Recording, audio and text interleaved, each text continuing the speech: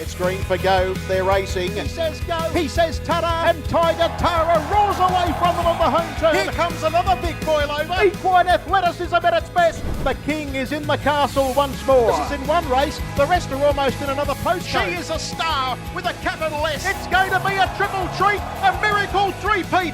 Ladies and gentlemen, you have witnessed history here at Menangle. What about that? It's getting right up on the sprint lane and it's going to bolt in. Hello and welcome to the Sunday session, part of the Sprint Lane podcast series for Harness Racing New South Wales. My name's Greg Hayes and I've got a big podcast lined up for you today. A little bit later than normal on a Sunday after travelling back from Tamworth on Saturday, but still plenty of news and information relating to harness racing in New South Wales. What's on the podcast this week? Well, Brad Hewitt nominated Taipo for the Hunter Cup next week in Victoria, and you would have to think that last night's Club Menangle victory all but secured a spot in the field. It was the first leg of a winning double for Brad, so I'll catch up with him on the show today. I'll also find out if there's any news about Captain's Knock and the Eureka. Didn't mean to throw a cat amongst the pigeons last week when I mentioned that up to 4 slot holders were ready to go with their representative in the world's richest harness race. I had messages and calls asking who the horses were all week. As I said to everyone who contacted me, all I could find out from my source was that slot holders had been asked to hold off doing anything before the Hunter Cup, as not to take the media spotlight away from that race. Now, I get that. The media in harness racing isn't huge, and therefore, if everyone in the media starts talking about the Eureka in the lead up to the Hunter Cup, it does take something away from one of Victoria's great races. The sales have kicked off for the year. The APG sale in Queensland was today and then continue in Melbourne, Sydney and Perth. I thought I'd catch up with a breeder today. Neal Wardle, he's a good mate of mine. He's been around the sport of harness racing for probably 30 years. He trained Torpedo to win a Grand Circuit race and also took him to a couple of Inter-Dominion series as well. Well, Neal stepped away from training a few years ago, and he and his wife, Michelle, are now into the breeding side of the industry, and they've had a bit of success. I want to talk to Neal about the breeding aspect of the industry. I'll ask him his thoughts on the future of breeding in Australia, and we will have a chat about a couple of his lots as well. He's got the first Bold Eagle for a sale in Australia next week, going through the sales ring, and he also has a full brother to follow the stars up for sale. So I have a chat to him about those two lots. Jarrod Alchin won one of the features at Tamworth on Friday night when Miss the Truth proved too strong in the Tamworth Cup. Now, there is an interview I conducted with Jarrod after the race on Friday night out on social media, but I wanted to get Jarrod on today's show to talk about the win, but also about some other news coming out of his stable in relation to Stable Stars, Pars Guarantee and My Ultimate Ronnie. Neither of his two big guns will be competing in Sydney during the Carnival of Miracles, so I thought I'd get Jarrod on to get an update on his team. Speaking of Tamworth, how good was Friday night? How good was the whole day, actually? I headed up on Thursday night. I spent Friday walking around the streets listening to the buskers and enjoying the entertainment that comes with the Country Music Festival. Now, I'm not a huge country music fan, but it was great fun and well worth the trip to Tamworth if you've never been. Friday night was all about racing with a great card and a great concert as well. Adam Brand did his only concert for the week at the Trots on Friday night, and he was great. The support acts were full of energy. They were exciting too. It was a fun night, and now we can turn our attention to Albury in just under 3 weeks' time. I must mention I attended the funeral of Peter Gadsby on Thursday as well. Of course, Peter was a part owner of Double Identity and Smokin' Up, to name just 2 horses. There was a huge turnout from the harness community. John Dummersey, the former CEO of Harness Racing New South Wales and Menangle, spoke well at the service, reflecting on what Peter did for the industry. His good mate Lance Justice made the trip up from Victoria to be there. Harry Martin was there, so too was David and Steph Morris, Glenn and Tian McElhenney, Ricky Alchin, and there were plenty others that I've left off. But it was nice to see a strong turnout for a man that loved his harness racing so passionately. Later on in the podcast, I'll have the Menangle Express, and Mr. T will be back with another couple of tips. Hopefully they are a bit quicker than his tips from last week. In saying that, I missed last week as well, so we both need to be better. I'll update what is happening in fantasy harness racing and run through a few captain options again for the week. That's all coming up in the next 35 minutes or so on the Sunday session.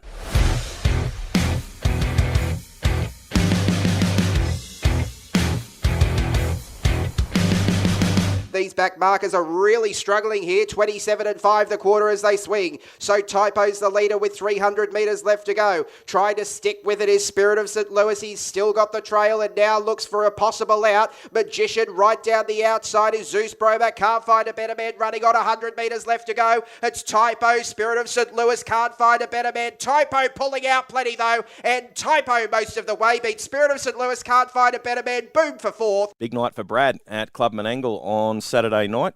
Brad Hewitt picking up a double, including Taipo, who's looking for a start in the Hunter Cup, and Brad Hewitt's joining me to have a chat. Congratulations on the night, Brad. Well done. Thanks, Daisy. Mate, Taipo, he's been around a while, but he just keeps picking up these nice races, and now I guess that you want to start in the Hunter Cup. Yeah, he's been ultra consistent. And I was only looking a few days ago. I think he's been here pretty much 12 months to the day. So, yeah, surprised me as well. Feels like he's been around a lot longer for that. But, yeah, he's been a great old horse, and he's been racing good. And, yeah, hopefully he gets to start in the big one next week. So take us through the win last night. You're able to get to the top, and then you're able to control. Look, I guess you didn't really get it too much of a control. 27-9 second quarter, 27-5. They really made you work for it. Yeah, he obviously had to do a bit out of the gate and got to the fence. And then, Magician come up and we were running along pretty good. We got past winning post, and that horse actually started kicking the wheel, which got us going a bit quicker than what I would have liked. And then, obviously, Spirit of St. Louis come around when we were going quick. And then, once he had to do so much work, I just kept rolling, and he was too good. What were you thinking at the top of the straight? Did you think that you were going to be a little bit vulnerable because you had run through the second and third quarter? Not really. I thought Spirit of St. Louis would be like, because he took off and we were going really quick. Like we went 27-9 that second quarter, and he took off. Like he went super, Spirit of St. Louis. But obviously knew I had him outside me and had one of the roughies on me back. That's why I was sort of happy to keep on rolling along. And when I had Spirit of St. Louis outside me around the last corner, and then when he dropped on me back, but I knew can't find a better man. Obviously, there was another one that was way back in the field, so I knew I'd have to be good to get past him. But just being able to get to the fence, it means all the difference down there. He ran fourth in the Shepparton Cup. He ran second in the Shirley Turnbull Memorial, and before that he was a winner at Menangle in the Brian Hancock Free-for-All. Geez, you'd be stiff if they didn't give you a run in the Hunter Cup. Yeah, I think even before that he was another second in the Cowra Cup. So they're all group races and cup races and that. So I think it'd be hard done by to miss out. And like that Shepparton Cup, the second horse there come out, won the Ballarat Cup. So and he beat it the start before in the Shirley Turnbull. So there's form there everywhere to suggest he should be getting a run. And then two horses last night, they'll probably both be in it. So. Yeah, I can't see how he gets left out, to be honest. With his gate speed, if he managed to draw the front row and you were able to get across them, do you give yourself a chance of picking up big money?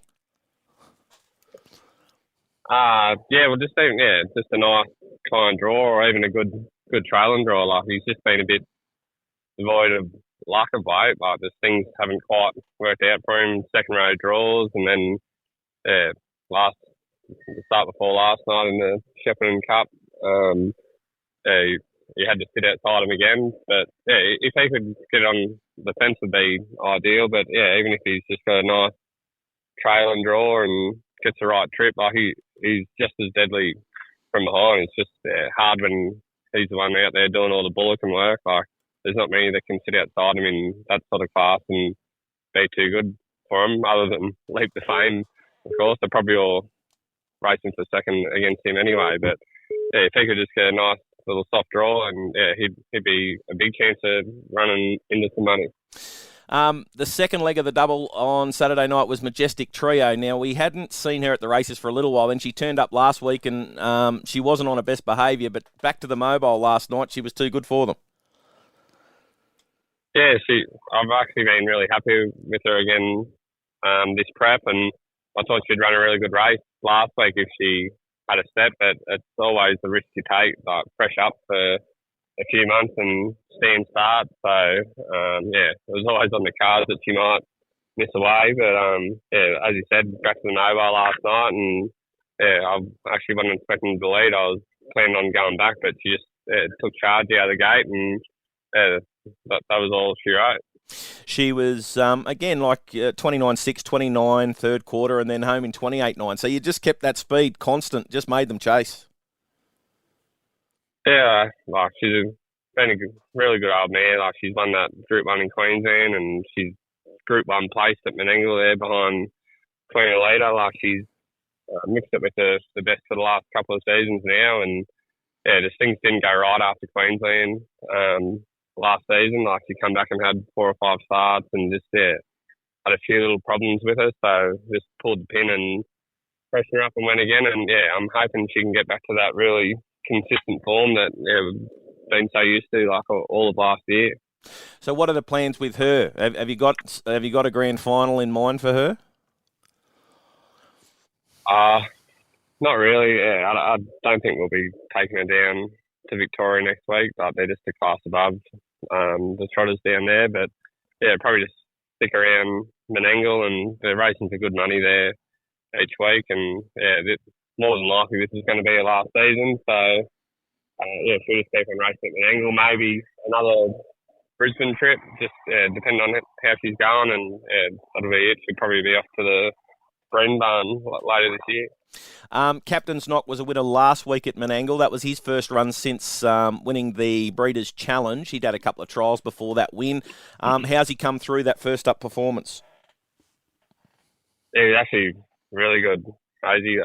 Couldn't have been happier with him. Like he pulled up really good. His heart rate was good on the night, and recovered within sort of 20 minutes of the race. Like he just handled it really good, and obviously through the week since, he's I couldn't be happier with him. So what's the plans with him going forward as you sort of navigate the lead up towards the Chariots?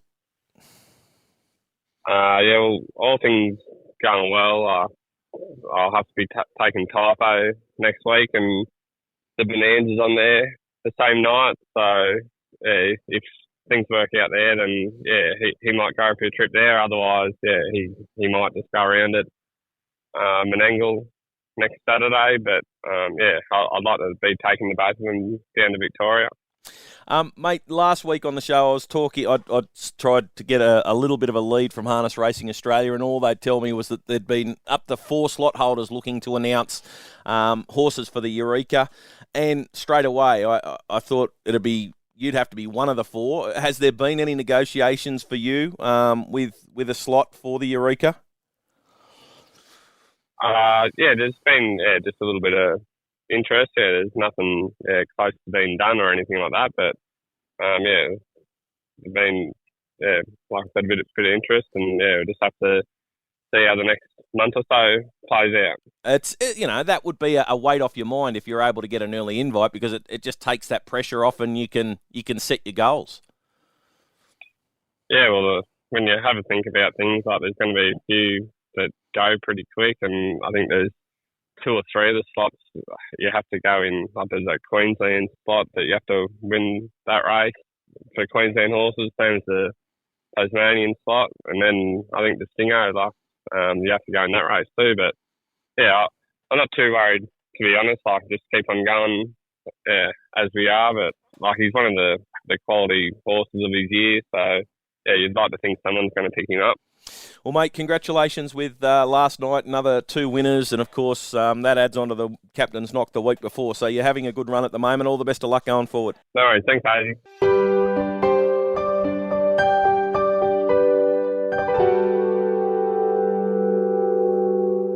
The sales have kicked off. Sales season is well and truly on. Of course, the Gold Coast today as the APG sales kicked off, and we've got Victoria and New South Wales coming up very soon. I thought it might be timely that we get a breeder on the program to have a little bit of chat about the breeding industry and how everything's going, and also have a chat about their lots as well. Neal Wardle's going to join me to have a chat. Morning to you, Neal. How are you? Yeah, very good, Greg. Very good. Morning to you. Looking forward to the sales season that is coming up. Of course, it kicked off today on the Gold Coast, but How is the breeding industry? How's the health of the breeding industry at this point in time, do you think? Yeah, I think the breeding industry is going along quite okay. I think the numbers are probably getting a little bit lesser and lesser each year, but I think we are breeding a lot more quality horses these days, and I think it's probably the dynamics are sort of changing a little bit, where it's going from a breeder having a couple of mares, happy to go to those stallions that are a little bit lower in price, where he's able to do everything himself, race, breed the horse, train it. I think we're getting away from that model more now, and I think it's more coming to where we're at a position where people are selling to, or breeding to sell, going to the more commercial stallions. I think stallion prices have gone right up. I think they're probably the highest they've ever been across the board. Now, you're taking 4 to the APG, and I noticed that one of them is by Bold Eagle, and that would make him the first of the Southern Hemisphere Bold Eagles for sale, yeah? Yeah, he's the first one to come up at a yearling sale, for sale. And yeah, very exciting to present him with APG and also with Monique Burnett, where the horses are being prepared. He's created a fair bit of interest once word was out that he would be in the sale, and really excited about presenting him on the day. His mother's Yankee Stella, who's a young mare who's doing a very good job in the breeding barn. Just kicking off, got 2 to the races for 2 winners. He's actually in a position where he's one of 17 horses in the sale, or the 3 sales that APG will offer. 1 in Brisbane, 1 in Sydney, and 15 in Melbourne, and they'll race for $100,000. So he's in a nice bracket where, if you did purchase him, you could be a 1 in 17 chance to race for $100,000. How did you get the access to Bold Eagle? I just rang Louise Tomlin, and they were very helpful, and the mare was sent to Darren Rays and put in foal, and it actually seemed to be pretty easy, really. I don't know why there wasn't too many more given out. He only had 7 foals the year that this particular bloke was born, so there's not that many out there, and really happy to work with Yabby Dam Farms, who associate themselves with Bold Eagle. They got a few of their mares in the foal. And really, I wanted to go to Bold Eagle with my mare because she's a Muscles Yankee mare, and the best son of Bold Eagle, Ethos Kronos, who's a $1.8 million earner, is out of a Muscles Yankee mare. So it just made sense to follow that line that's worked with Bold Eagle as well. The biggest talk around your 4 lots would have to be the full brother to Follow the Stars. Yeah, definitely. He presents really well at the sales, being, as you said, a full brother to Follow the Stars, who's won an Australian pacing gold at the age of 2. He's also a full brother to a first responder who won the initial Neutraline Classic Race Series as well. They're both Group 1 winners at the age of 2. He's a really nice horse to look at. He definitely is going to create a lot of interest on the day. I'm sure a lot of people have penciled him in as one that they'd like to look at and view. And yeah, really excited. Even though he's late in the sale, it's going to be an exciting day to send him through and see what he can bring. Well, $100,000 would have to be on the table, for some of your lots. Can we put together a promotion for the people out there that, if one of your horses gets to $100,000, that they can win something? I've just got off the phone actually with people at APG, and they've got credit voucher draws where if you get a bid card number, you go into a draw, and that draw you can get $4,000 credit to put towards a lot if you happen to secure a lot and you're the winning bid card number. So there's going to be 5 of them drawn before lot 1, and then there's going to be another 5 more drawn throughout the day. If any of mine happen to reach $100,000 or more, as soon as that lot bidding ends, we'll go back to the draw and we'll put $5,000 cash up for anyone for the person who happens to win draw once that horse makes $100,000. So you've got lots 104, 153, 191 and 212. So if one of those goes to $100,000, the sale will stop momentarily while they do a draw with all the bid numbers, And some lucky person, if one of your horses goes for $100,000, will get $5,000 cash on the day that they can do with whatever they like. Exactly right. The only thing is, if your bid card number has already been drawn out, you won't be in the draw. Everyone else will be. Yeah, so the winners of those $4,000 credit vouchers basically will be taken out of that draw for the $5,000. Well, that's a good promotion for your lots, and hopefully one of them brings $100,000, and we can see someone take away $5,000. Just on your interest in the industry, obviously you've had some time as a trainer and had great success winning at Grand Circuit level. Is your time as a trainer finished? Are you just concentrating now fully on the breeding? Well, at the moment we are, yeah. There is a fair bit of outgoings with the breeding at the moment. Our model is to breed to sell, so we put ourselves in a position where we go to the stallions that are best marketed for our mares, and you know, there is a fair bit of time being spent and money being spent on that. We've also, my wife and myself have got a young family that we're bringing up as well, and just juggling those two things at the moment, really there would be no time for training. But look, down the track, definitely there'll be an opportunity, no doubt, once the kids are grown, once they're off and doing their thing with their lives, then there'll definitely be another opportunity to train. But just at the moment, it just looks like the breeding side of things and the family side of things has taken over at the moment. Well, mate, good to catch up with you today. That's fantastic that you can put on a little promotion if one of your lots does hit that magical six-figure mark of $100,000. And we look forward to all the sales continuing over the next couple of months, mate. Good luck. Yeah, thank you very much. And, you know, hopefully this can just generate a bit more interest in the sale and just, you know, and obviously not just help my lots, but everyone else in the Melbourne sale and the other sales, Gold Coast, as you said today, and the Sydney sale, and then it obviously ends with Perth later on in the year, and Neutralene are also running their sales as well, which is great.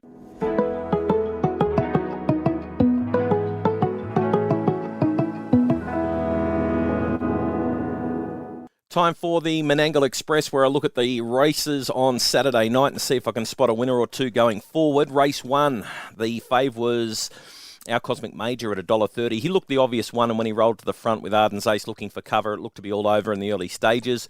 They settled down like this. Our Cosmic Major, Arden's Ace, Pitch Perfect, Last Tango in Heaven, and Sahara Sirocco on the pegs with Unfazed. Dennis William, Joni N and Smithy's Terror making up the running line. There wasn't a great deal of speed, and not surprising to see the first three past the post being the first three in running. 27-9, 29-1, 28-1. They blitzed home in 26-5. Arden's Ace levelled up to Our Cosmic Major, but the fave had a nice kick and held on. Dennis William had every chance, didn't run on late, but with the best of the beaten brigade being Smithy's Terror, who powered home late, he can win another one soon.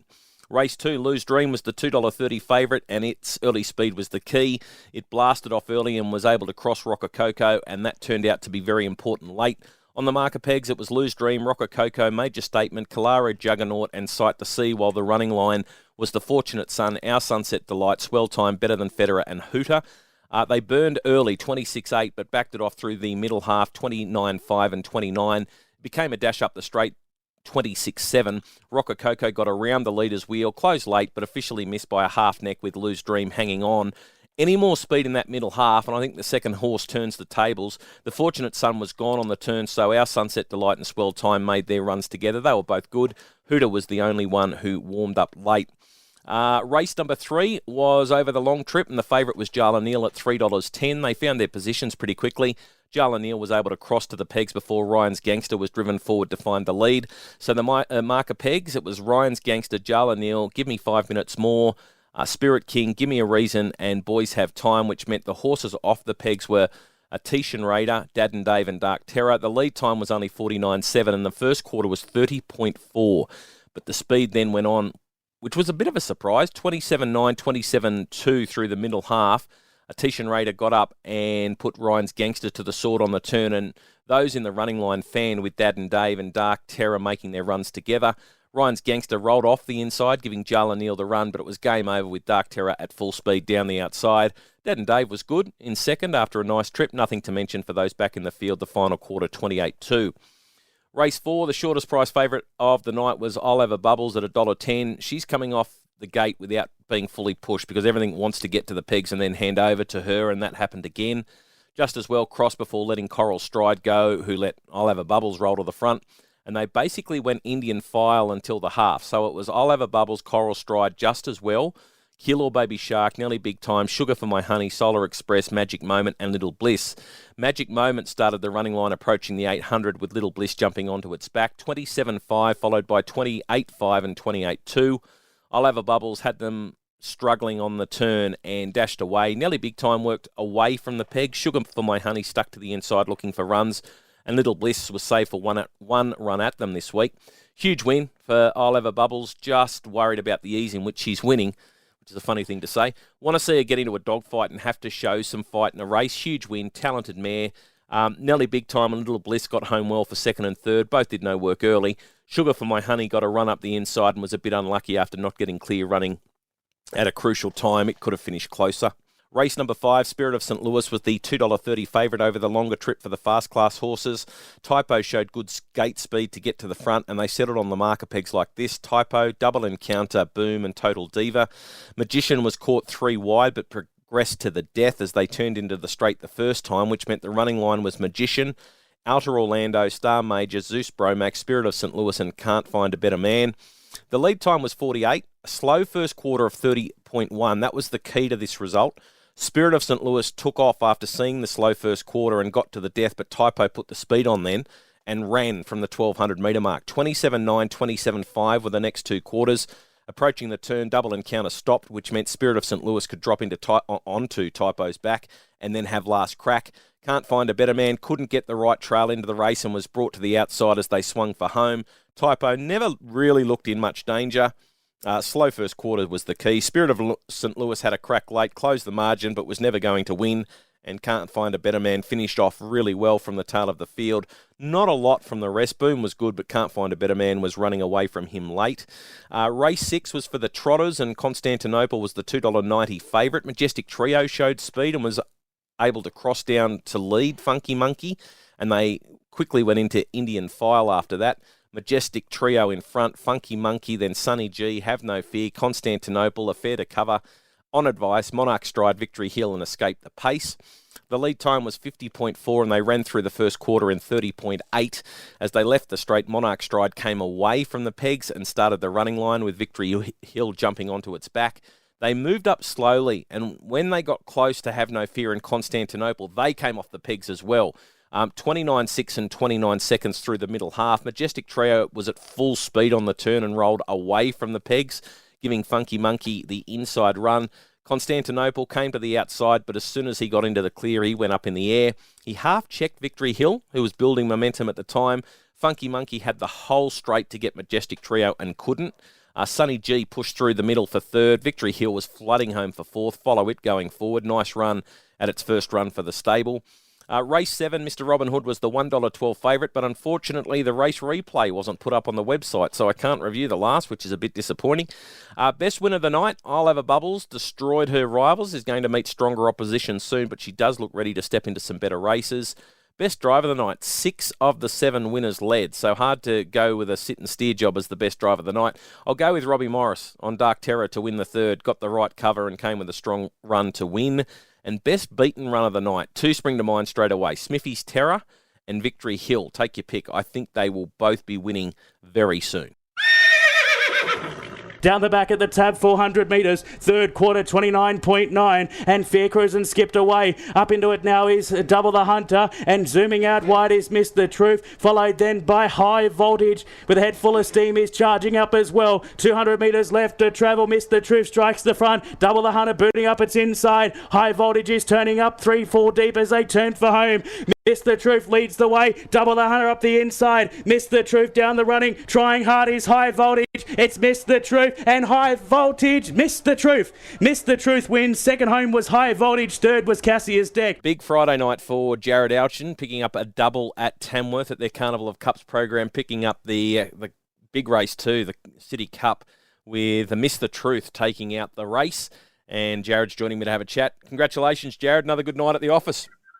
Yeah, thanks, Greg. It was a great night, and it was good to see so many people out and about at the races. Mate, Miss the Truth, horse that you haven't had for a very long time, but has really hit his straps in the stables.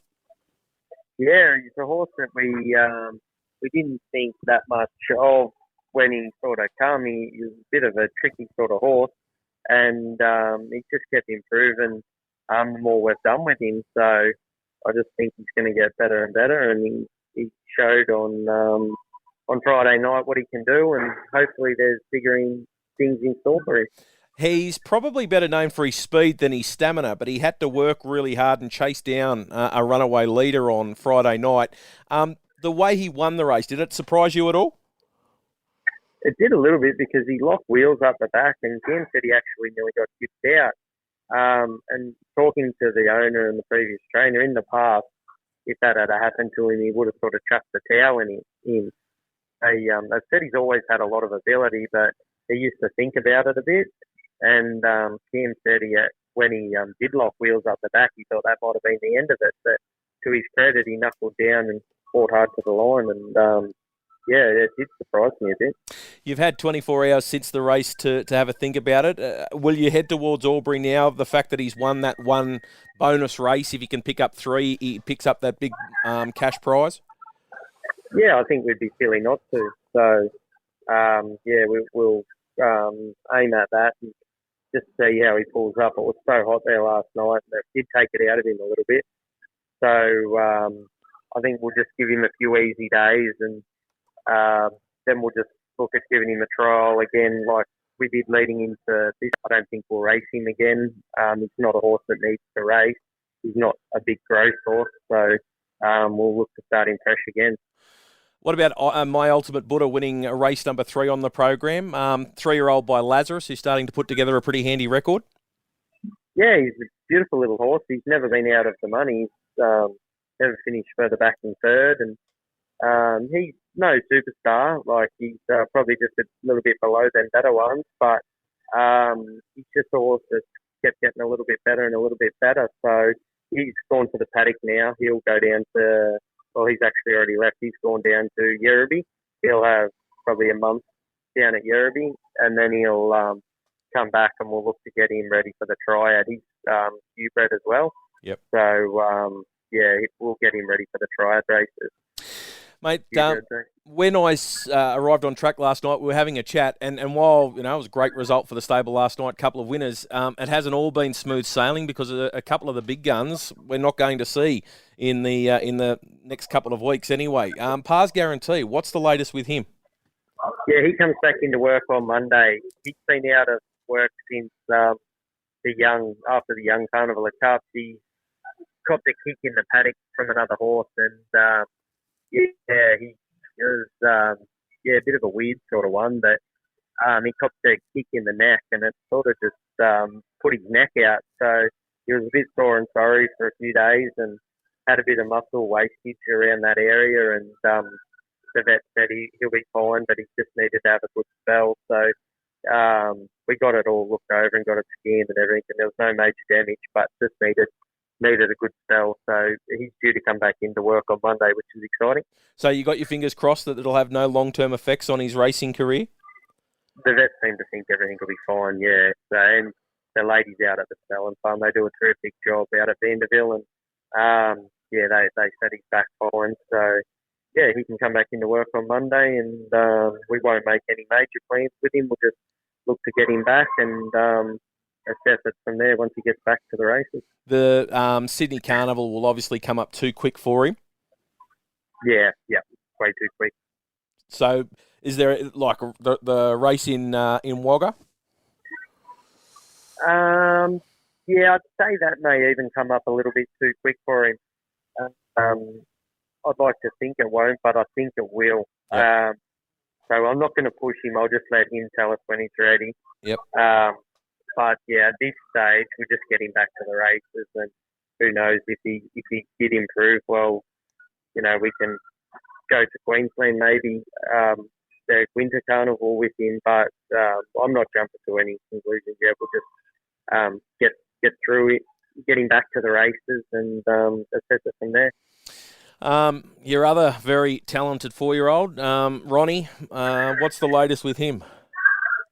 Yeah, well, he come back from Perth and he started fast work again, and we're really happy with how he's progressing.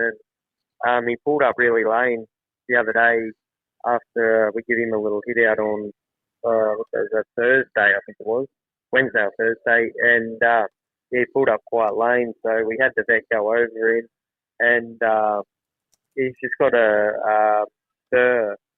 I don't know whether it's just come up or not, but it started to affect him anyway. So we've just treated that. We're just going to see how it goes.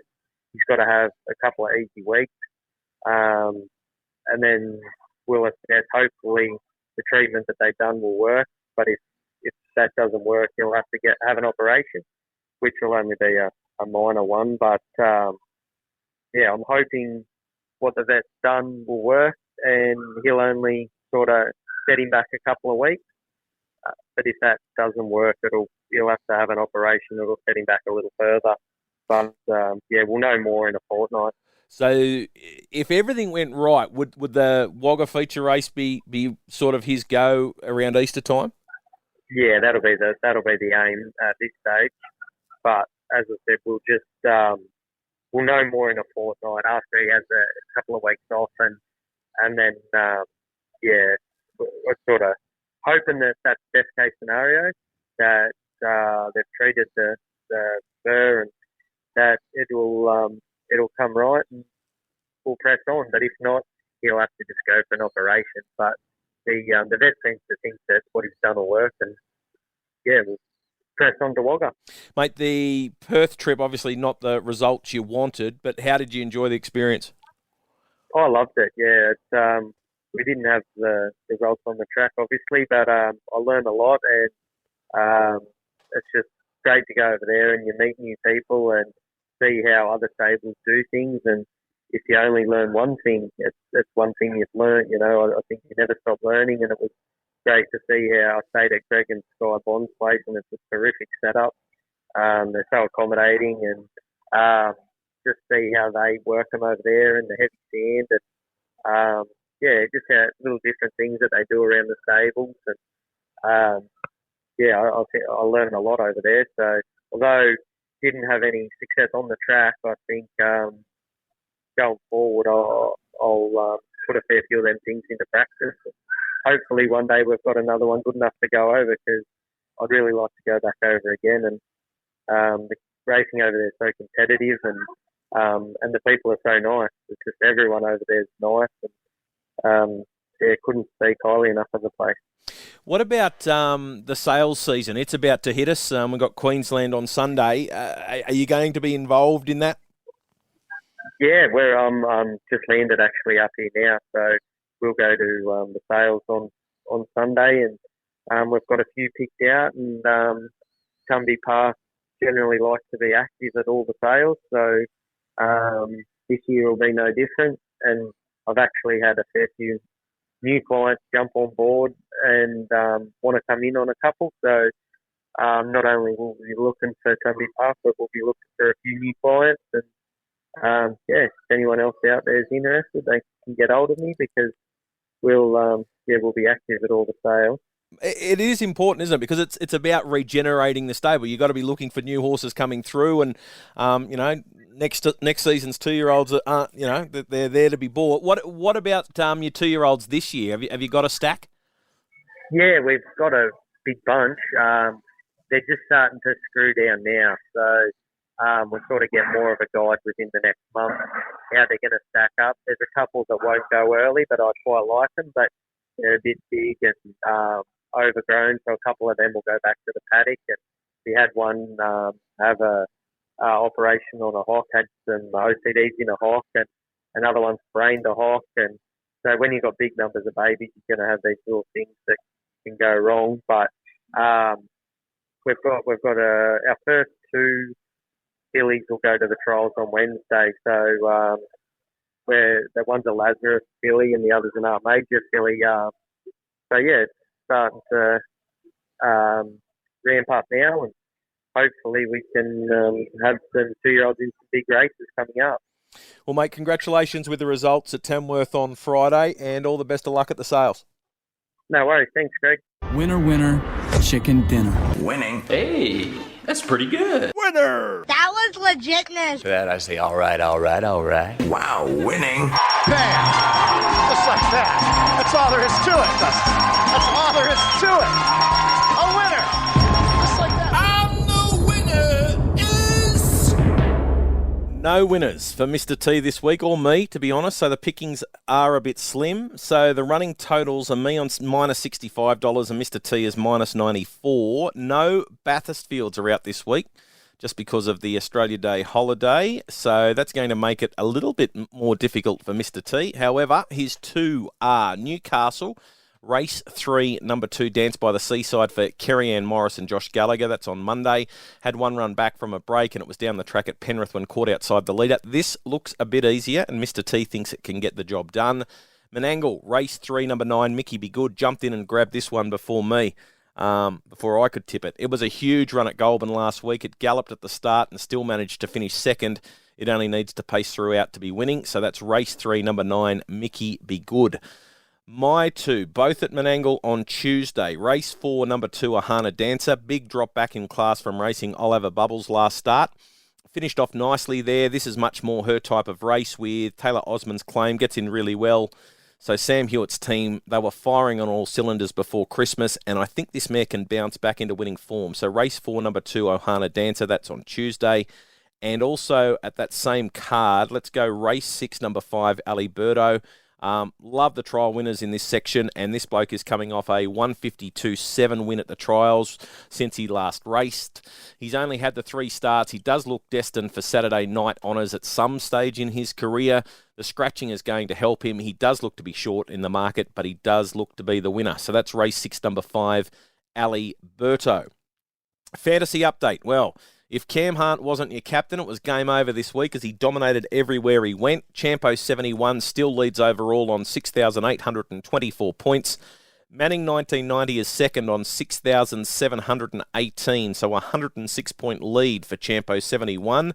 And Mays is third on 6,593. Bad week for my team. I dropped back to 81st. Tossed up on the podcast last week using Rob Morris as my captain, and that shot me in the foot, so I dropped more than 10 places.